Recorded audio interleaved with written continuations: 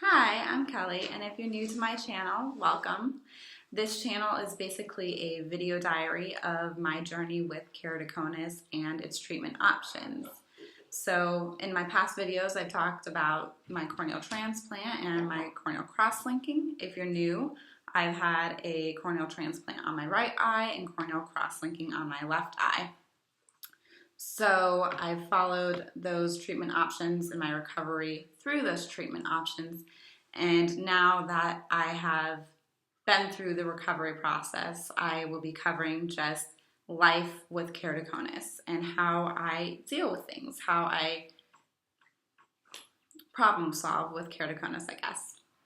So in this video, it will be a few different things. It will be kind of a hodgepodge of a few different things. It will be about me getting new lenses put in my glasses as well as new glasses and contacts, and I'll give you a rundown about scleral lenses, about what products you might want to use with them and how is the best way to put them in, and also just some life updates about my vision and how my eyes have been treating me, as well as some steps I've taken towards independence and getting driving. So that being said, let's get into it.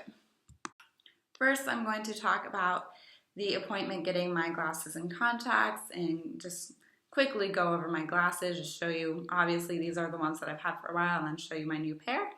And then once I get into talking about contacts, I'll talk about the fitting here, about how that went, obviously, and then I'll move you to my bathroom to show you how I put the contacts in and some products that I use with them. So I'll probably leave some timestamps down below, just if you're someone who gets kind of squeamish watching people put things in their eyes, I'll give you a timestamp so you can skip it, but we will get there when we get there.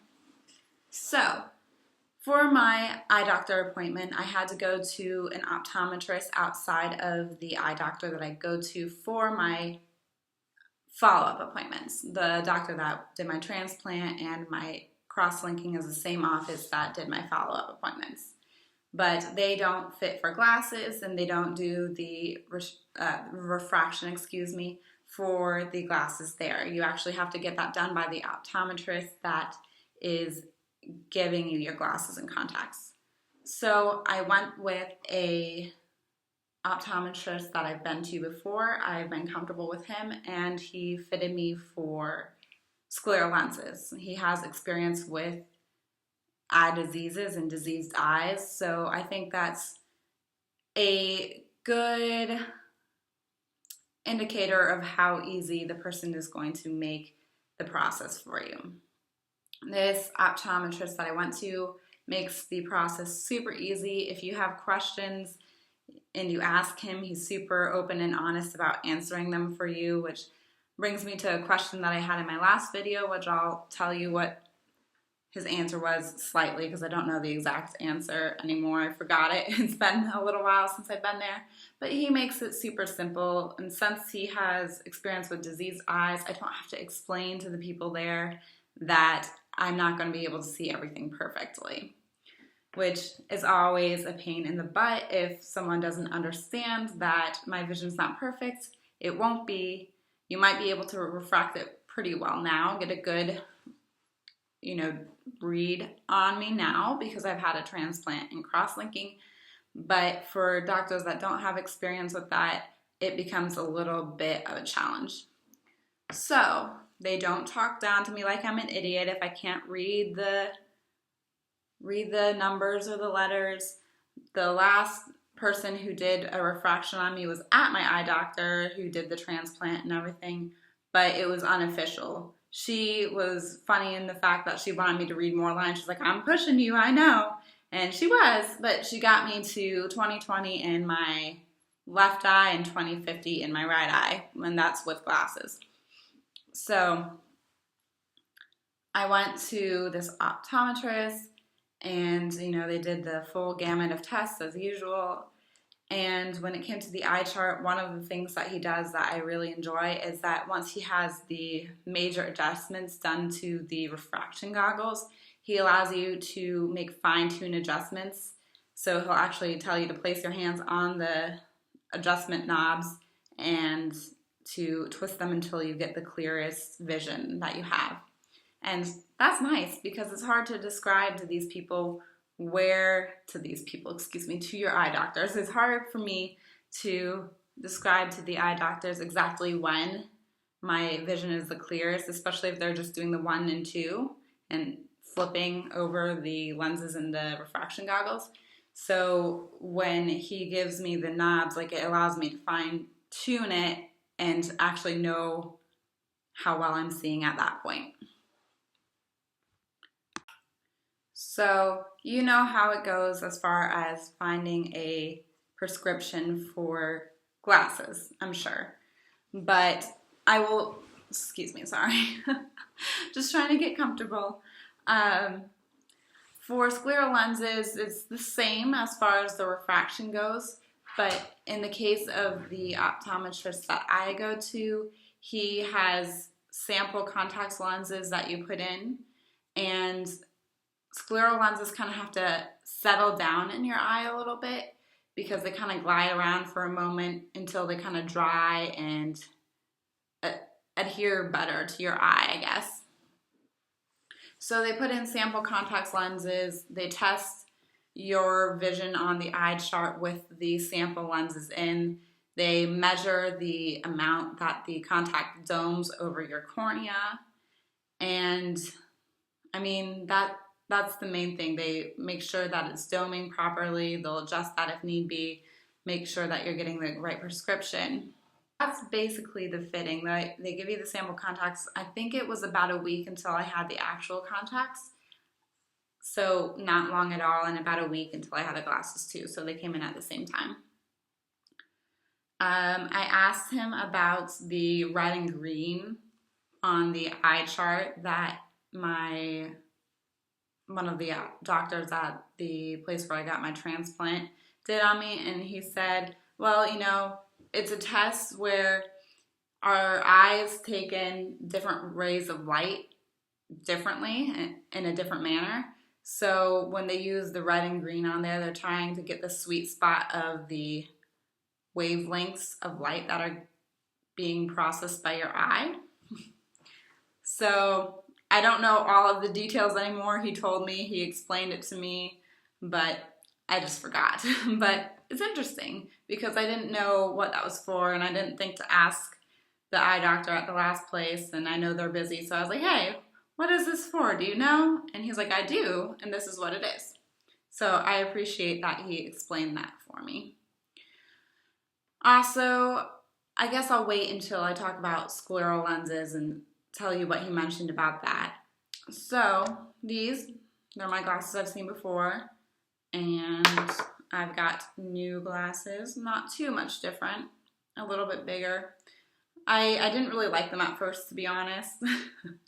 And I think as someone who doesn't see super well, it's kind of hard when you're at an eye doctor place to pick out a pair of glasses when you can't see. My sister took pictures for me, but like, honestly, I wish I would have I do like these now. I've gotten used to them. They're just a little bit larger than I'm used to. But I think when you can't see, it's hard to make like a split decision at an eye doctor's on a pair of frames that you like. I found other frames that I like, but you know, I've got to wait until I need a new pair of glasses. I did get a question on one of my videos, I forget which one it is. I did get a question about how often you need new glasses. It kind of depends on how much your vision changes, to be honest, but you're supposed to get a checkup for your prescription every year. So it's been sorry, there's a dog in my yard. Okay, now that I'm a little less distracted, I was saying, let me talk about my glasses real quick. So aside from getting the prescription, aside from getting a new pair of glasses, you know, just based on the aesthetic of them, when I first got my glasses, it took me a couple weeks to adjust to the new prescription because I hadn't had a new prescription since before my corneal transplant. So I think my prescription was about 2 to 3 years old. I think it was about 3 years old. So this is obviously a stronger prescription, and I'm able to see out of my right eye now. And I'll update you on my vision a little bit too. I guess I'll do that now. Obviously, I didn't really plan out this video. I like to have them pretty candid. So I had to adjust to my glasses. I got them right before I went to my residency. So I was walking around and looking at screens and the teachers for quite a bit with my new glasses, and I do feel like they gave me a little bit of headache. I felt like I was a little cross-eyed at first, but I adjusted to that portion of it. Then I found, like, the next week, 1 week later, so this would be the second week of having them, that when I was like cleaning and bending over to get things, if I did that quite often, I would get dizzy, and that would sometimes lead to a headache as well. And I was kind of worried because I thought, oh no, hopefully this prescription isn't too strong and I'll need to get another one. But it seems that things are adjusting well and that I'm not as dizzy anymore. I haven't done a ton of like bending up and down anymore. So I will have to update you on that later. But I will let you know as soon as I, do a lot of bending over again and see if I get dizzy.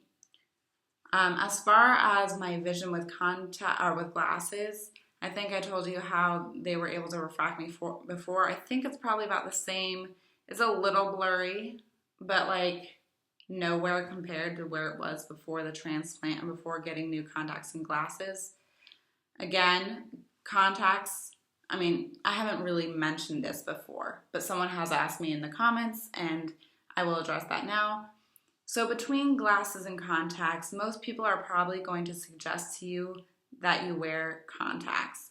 And the reason for that is that dog is rolling around in the yard. Okay. The reason why most doctors will suggest contacts over glasses for patients with keratoconus is that contacts actually kind of shape your eye. Therefore, you will get clearer vision with contacts than you will with glasses. If your keratoconus isn't very far progressed, then you may be able to get away with just wearing glasses and your vision will be corrected just fine. But for me, my case of keratoconus was pretty far along in my right eye, hence needing a transplant. And it's just, I can see out of my right eye with my glasses, and it's a lot clearer than it used to be, but it's not perfect by any means. As far as my vision with contacts, same thing. Like, it's pretty clear, but it is a little bit blurry. I have trouble with reading, most of all, at a distance. So it's better, and the contacts and glasses help, but there is still some blurriness. One of the things that my optometrist did say is that because I've gone so long without being able to see out of my right eye, it actually might be taking my, excuse me for 1 second. What I was trying to say, sorry for having the cut in and out. My dog wants to go out. Surprise, surprise. But what I was trying to say is my optometrist said that since it's been so long since I was able to see out of my right eye, it may be taking my brain some time to adjust to being able to see out of that right eye. So hopefully with time, my mind and my eye will kind of connect and adjust a little bit more. And I do agree with him. I think part of it is just like not being able to process seeing out of that right eye. One other thing I should mention, and I don't know if anyone else, so since we're just doing the general update of my vision, things have been going well. I see an improvement. I'm still adjusting to seeing out of my right eye. I have gotten some pain in my right eye recently, so I hope that nothing's going wrong with that. But I think mainly it's because my eyes dry out a ton when I'm asleep, and I don't know if it's just the general atmosphere of this house or because there's a vent underneath my bed that constantly blows hot and cold air. Hot obviously in winter and cold in summer, but like it's a large amount of air being blown up through that vent. So I think that's a large part of it. And another thing is just I'm adjusting to wearing contacts again. I will let you know about my experience with contacts after I go through all of that. So, that being said, I'm going to move to my bathroom and I have like a camera that I can set up on the mirror. I'll show you how I put my contacts in and some of the products that I use for them. And then I will come back here, tell you about just my experience with my contacts so far, and then just some general life updates dealing with keratoconus. So I will see you in my bathroom. That sounds weird, but I will see you there. Okay, so the audio quality on my little camera is not very good, so this is going to be in a voiceover. I'm just showing washing my hands here because it is vital to wash your hands before putting your contacts in. You don't want that dirt and grime from your hands getting into your eyes. Also, just as a side note, if you do wear makeup, wash your face before you go to bed so your makeup doesn't cause any infection in your eye. So here I am washing my contact lens. I am putting a drop of this Bausch & Lomb contact soap, and I just rub it into the contact with my finger on both sides and then wash it off with tap water. Also, if I'm a little bit more energetic in this voiceover, it's just because it's at a different hour. It's in the evening and I'm more of a night person. So here I am just washing my contact off with tap water, and this is Boston's conditioning solution. It's Bausch & Lomb's Boston conditioning solution. And I'm just putting that into one of those hard plastic contact cases with my contact after washing the lens. Now here I'm washing my lenses before I put them in my eye. However, I would recommend obviously that you wash them after you wear them, not only when you put them in. That way you don't contaminate your solution and they will be clean for the next time you wear them. And I'm using the same soap to clean out the other lens case that I had my contacts in because I don't know, it's not very dirty. You're supposed to clean it once a month, but as someone with a corneal transplant, I'm just being extra careful.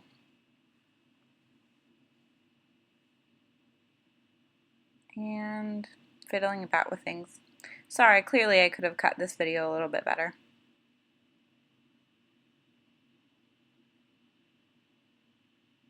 Okay. What are you doing, Kelly?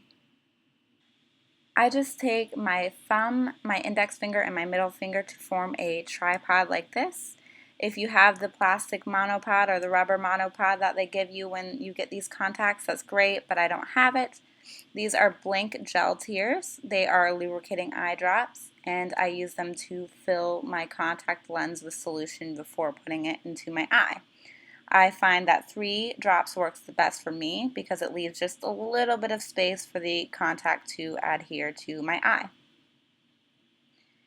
Here you'll find my face, hello, and I am just showing you how I put my contacts in. So my left hand will put in the contact for my right eye. That's just the way I find it to be the easiest, and I hold open my top and bottom lid with my right hand. Then I look down the center of my 3 fingers and put it in. So as you'll notice here, it can be a little disorienting to have one of the contacts in while the other one is out, but you adjust and eventually you'll have the other contact in.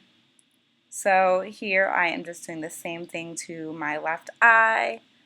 I stopped the filming because I was going to move it closer, but really it didn't show you anything different. So Here I'm just showing you how I fill the contacts with solution again. And you get to see that I'm not a natural redhead. Yay! Okay, bye! So now I'm going to show you how to pop out the contact lenses. So you have this little plunger, this little suction cup. Do not put it in the center of your eye because it creates a lot of pressure when trying to remove your contact lens.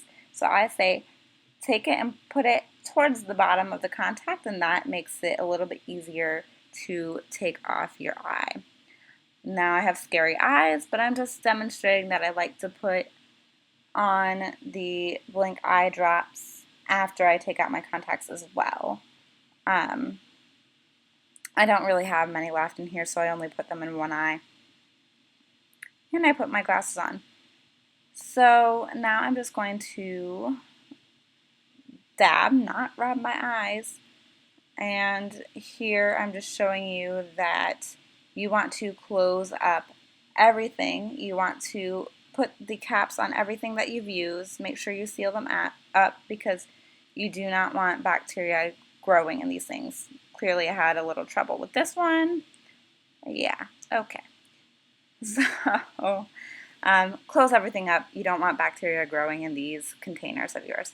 This is the little suction cup remover. It has a little container. And I put all that away. Again, same reason. You don't want bacteria to grow. So here I'm using Clear Care, which is a contact cleaner / store.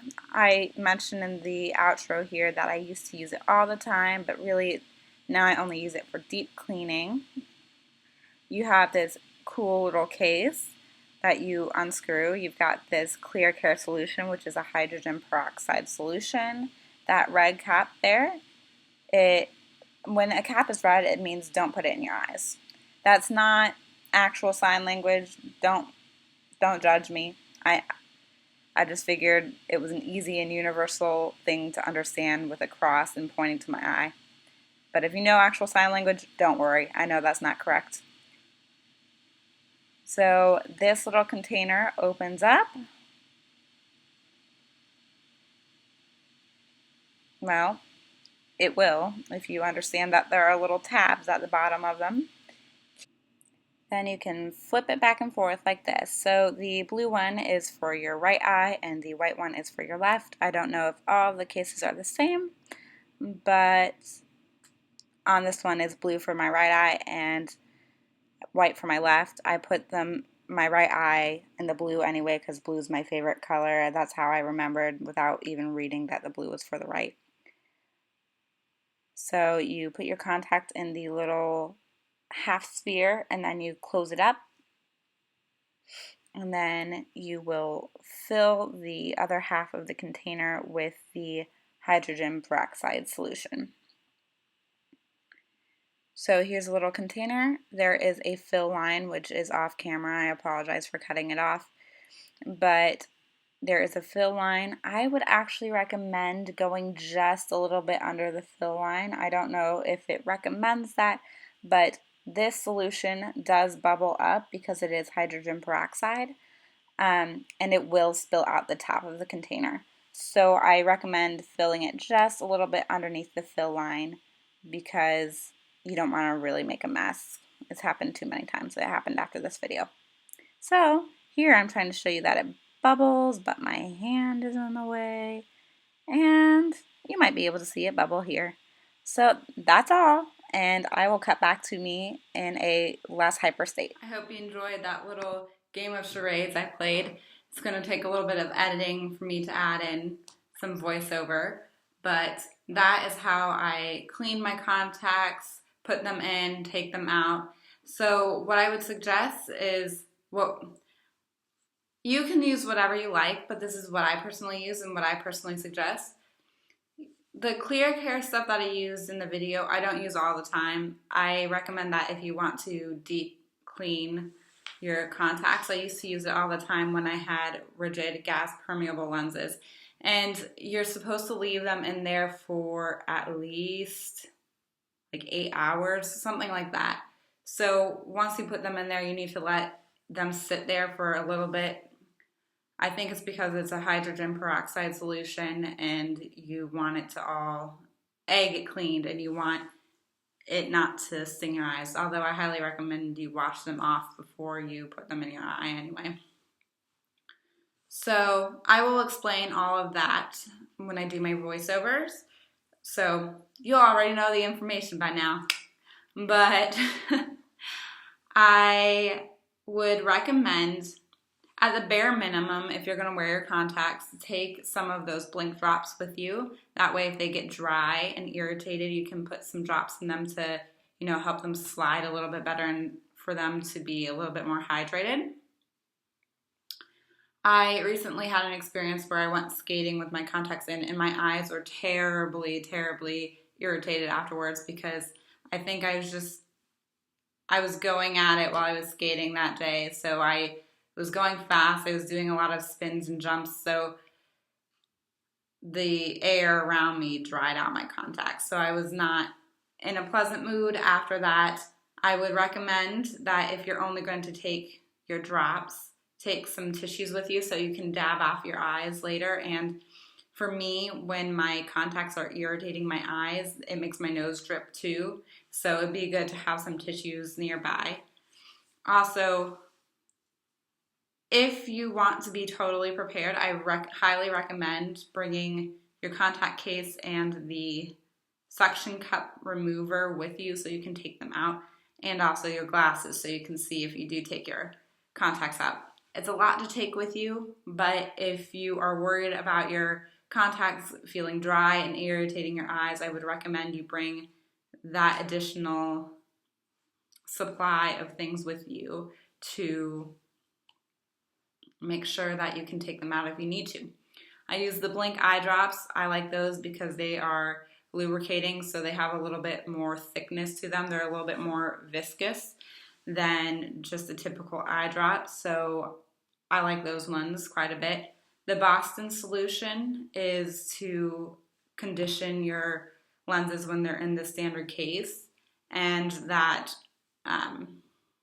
soap I would say you can use to clean your contacts, obviously, but I also like to use it to clean the suction cup remover and my contact case when they've been dirty.